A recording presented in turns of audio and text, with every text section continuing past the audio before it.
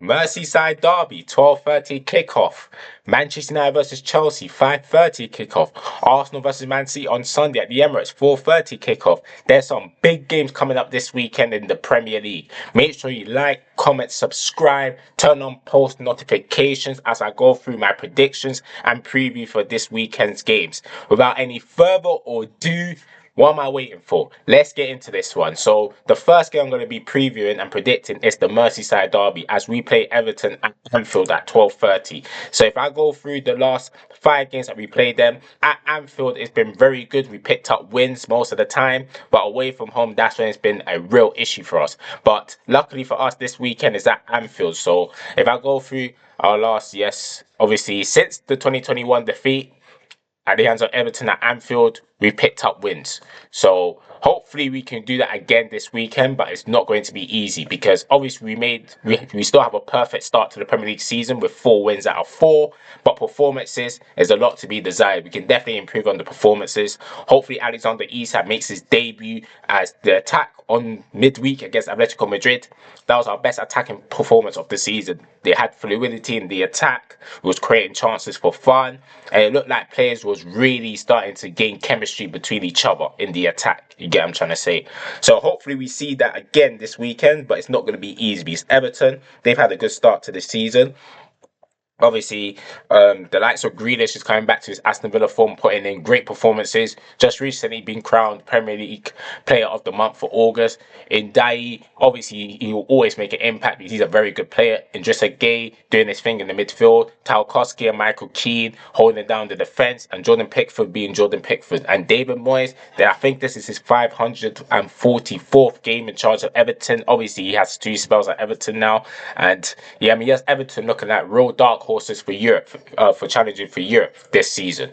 So this is not going to be easy at all, and I have no doubt that their game plan is going to be to frustrate us and hopefully hit us on the break, on the counter attack. Use the ability of Jack Grealish and Njai on the break, with Beto being. I think Beto's going to start the game to hold up the play and link up because I can't like last season he did cause us issues. Beto, in my humble opinion. So yeah, man. If I go through the starting 11 in terms of what I believe is going to happen. Alexander Isak, I believe he's going to make his debut. Genuinely believe he's going to make his debut. I feel like he's going to start because if you saw him midweek, obviously he didn't get himself a goal, but you saw the little touches, the way he can get shots off by creating his own chances, the way he maneuvers the ball in tight spaces. You can see he's just warming. He's warming. Florian Wirtz, he's warming. Mo Salah, that's the best Mo Salah performance I've seen this season. Hopefully he continues that. Obviously, Cody Gakpo splits opinions at the moment, but he's still a very good player to have in the team. Obviously, Szoboszlai has been one of our best players so far this season.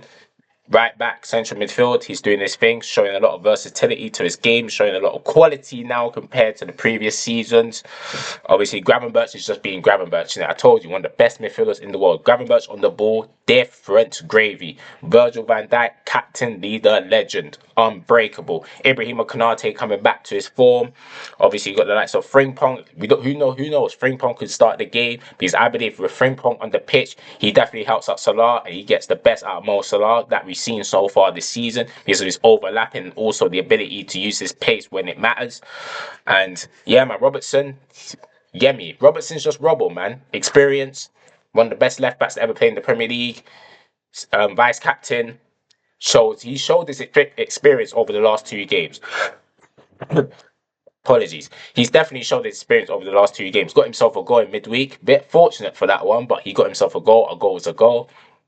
And Addison's been Addison. So, yeah, man, I have no doubt that the quality will definitely be on show on Saturday. But like I said, it's not going to be easy because Everton got some good players in their team as well. Very good players in their team. They got the likes of, like I mentioned, the Nick Dewsbury Halls, probably getting some game time.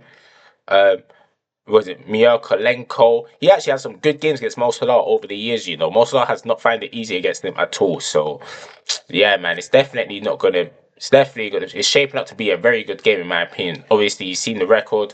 2 wins, 1 draw, 1 defeat for Everton. As for us, 4 wins out of 4. So it should be a win for us if you're going off results over the last 4 games. But football don't work like that, you understand? So if I have to make a prediction, I think we're going to win this game by 2 goals to 1. Is it going to be a late winner? Hopefully, it's not a late winner because I before anyone gets this twisted, I love my late winning goals, innit? When we score late winners, is amazing. But I think life will be so much easier if we can get early on and see off the game before like the second half plays. You understand? Obviously, I don't think that's gonna happen, but that's what I would like for us to do. So yeah, hopefully it's just a routine 12:30 lunchtime game. And yeah, man, make it 5 wins out of 5 to start off the Premier League season. But yeah, that's my prediction for the game. As we move on swiftly, oh yeah, before I move on to the Manchester United Chelsea prediction, just please make sure you hit that like button. Just make sure you spam the like button, leave your comments down below, it'll massively help. So yeah, let's get on to the Manchester United and Chelsea preview, because the writing could be on the wall for Ruben Amorim. It could be on the wall because it looks like he doesn't want to be there. It looks like Manchester United playing football under him. Let's be honest, they're not enjoying playing football under him. The formation's not getting the best out of the players, and the final nail on the coffin is looming. Could it be Chelsea that delivers it away from home at Old Trafford, a ground that they have not won since 2013? You heard that right. 2013 was the last time they won at Old Trafford. Different ownerships for Chelsea, different players, different managers. Still can't get a win at Old Trafford. Whilst Manchester United have gone downhill since 2013, still can't get a win. So it's definitely a graveyard for Chelsea, Old Trafford. But records are made to be broken, you understand? And Chelsea, if this is the time to break hurdles, break hoodoos, and rewrite the wrongs for the previous 13 seasons, if I'm saying that correctly. Because there's no excuse for Chelsea not to win this game. Obviously, Chelsea's coming back off a midweek defeat to Bayern Munich, but the harmony in the dressing room is good. They're buying into Enzo Maresca's philosophy.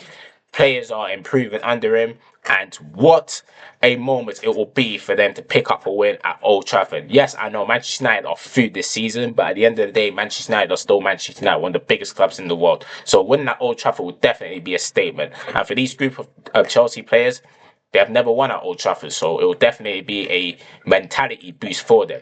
So if I go through their if I go through their head-to-head record, obviously at Old Trafford, like I said, 1-1 last season, 2-1 the year before, 4-1 in 2023.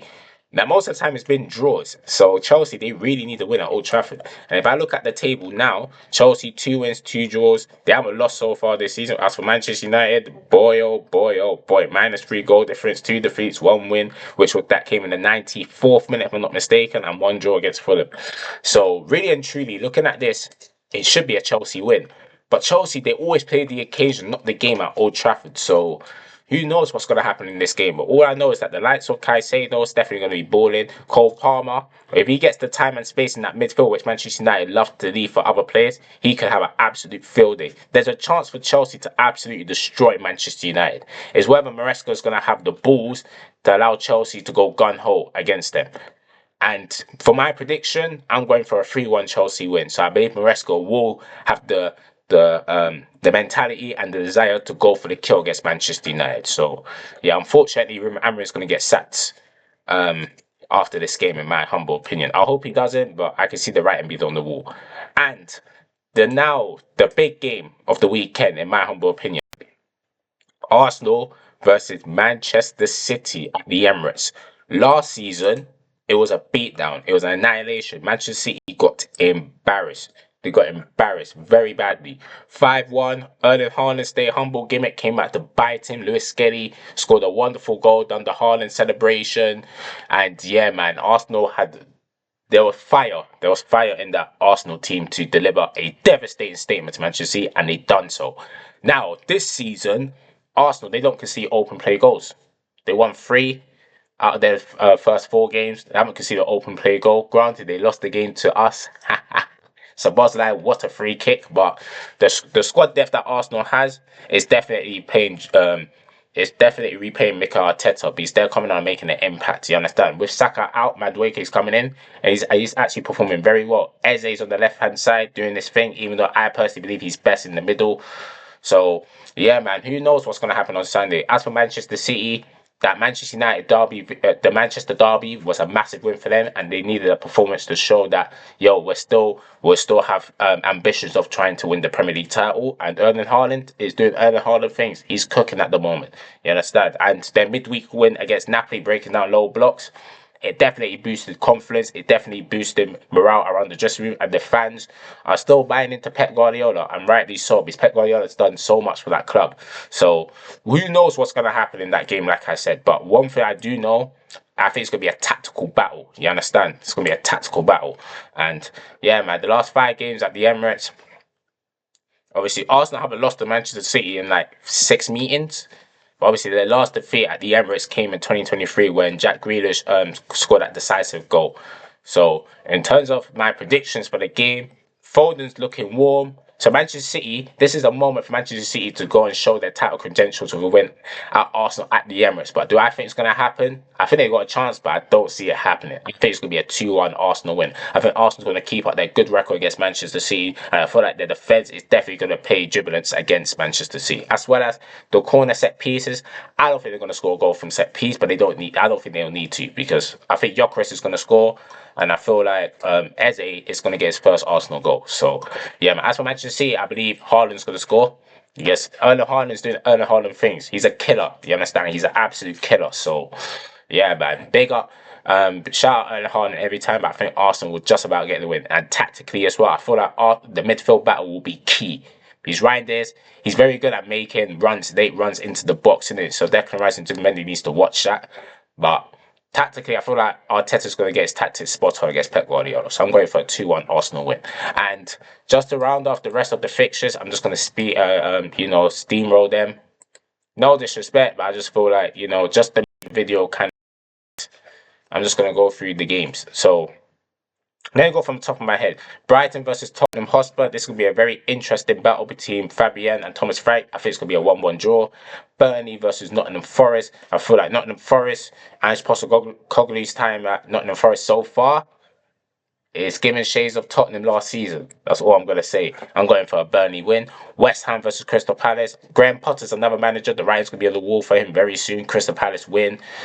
Wolves versus Leeds. Going for a draw. 0-0. And obviously, Fulham versus Brentford is going to be an interesting game. I think Brentford's going to give Fulham a real goal. I feel like Fulham's going to win it late on, 1-0. Bournemouth versus Newcastle. Eddie Howe has a terrible record against his old club. He hasn't beaten his old club yet. And I think that's when it's going to continue. But they're not going to lose. 2-2 draw. Sunderland versus Aston Villa. Aston Villa needs to win badly. So I'm going to go for Aston Villa win. If they don't, though, Unai Emery could be next one in line. And yeah, man, that is my predictions and my preview for this week's games. I think it's going to be a cracker, and I'm looking forward for this weekend, man. It's going to be a lot of goals, a lot of top quality performances, and hopefully we get the win to make it 5 wins out of 5. Thank you guys for watching. Make sure, like I said, to like and subscribe, and without any further ado, I am out. Peace out, you lot.